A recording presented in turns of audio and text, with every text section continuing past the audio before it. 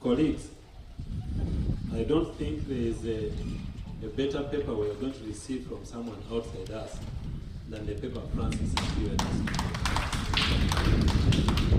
That front-page test is extremely important.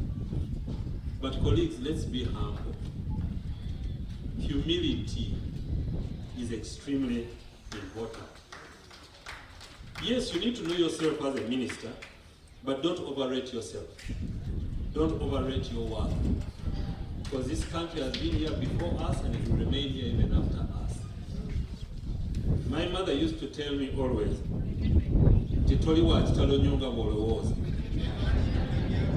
and every time I think about it, I see myself and I say I'm Attorney General, I'm a Minister of Defense. Then I keep telling myself, in fact, I used to joke that if anything happened to me in the thing and I died, they would send someone to the funeral and say, this person is irreplaceable. But the person who will be making that speech will be the acting person in my office. So tell you what Nyonga was. But the trappings of government are really something. The trappings of government are really, really dangerous. I'll give you examples of my experiences. When I just joined government about 5 years ago, I was knocked, my car, with a full tag of cabinet minister, was knocked by a convoy of a cabinet colleague while leaving cabinet before the toll booth in Entebbe. No, full cabinet minister. I stopped, I called a cabinet colleague and said, what have you done? You just knocked me off the road. He said, no, and I said, you are going where? So I said, wait for me there.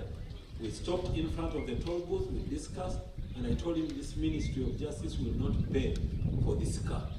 So your officer must go and make a report to police the next day, get a police statement, a police record, because I did not knock you, you knocked me.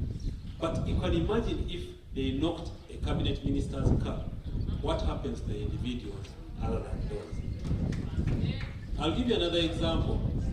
I stay in Bunga on Kalungu Road. We had two cabinet ministers and they had lead cars and follow cars and sirens and etc. We were in a chat group of the village and people were complaining about sirens at night and how they are pushed off. If you know Kalungu Road, it's not very big.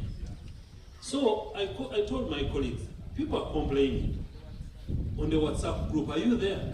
They said, you know, security. I said, but at 11 p.m., who is chasing you in Kalungu for you to have sirens on? Because for me, I told them that the only time I get to know that you're coming home is when your sirens start coming on.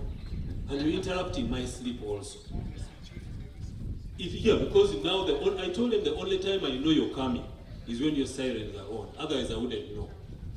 But as it is now, both of them are not cabinet ministers. There are no sirens. There are no lead cars. And I think that's what Francis is telling us. We need to be careful. Because the community remembers all these things. But I'll give an example of just yesterday. The other day, we got instructions here from the Vice President on how we are going to move, how we are supposed to be in buses, how we are supposed to do what. Then all of us decided to bring our government cars. And I'm saying all of us so that I don't point at a few. We start bringing cars into the convoy. Those of us who sat in the bus are here. We came back. What kind of discipline are you going to lead with in society if you're leading like that? You know? We are 80 ministers, 30 permanent secretaries. Look at this room. We are seated in the bus. Yeah. But we are here. So nothing has happened. We went there, we were in the bus, we came back here, and we are all here. So that kind of behavior, the lack of respect for each other, the lack of discipline is what is bringing disrepute to government. And if we do not stop that, we are going to walk ourselves out of government very quickly.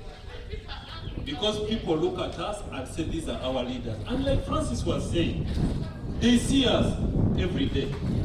Now for me, I'll tell you something. These jobs we do are temporary. And you will leave these offices and go home and others will come. But if you cannot respect your own colleagues, if you cannot respect an instruction from the Vice President, who are you? Who are you? Why are we here?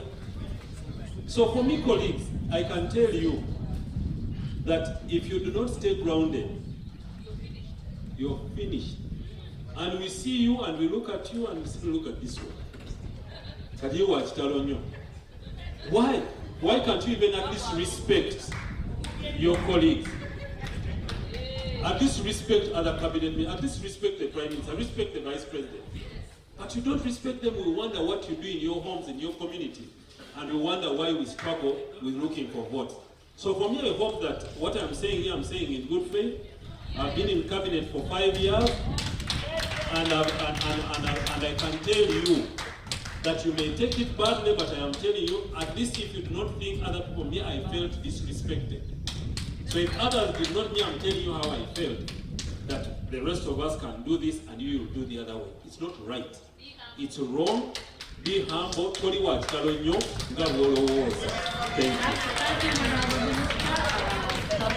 you.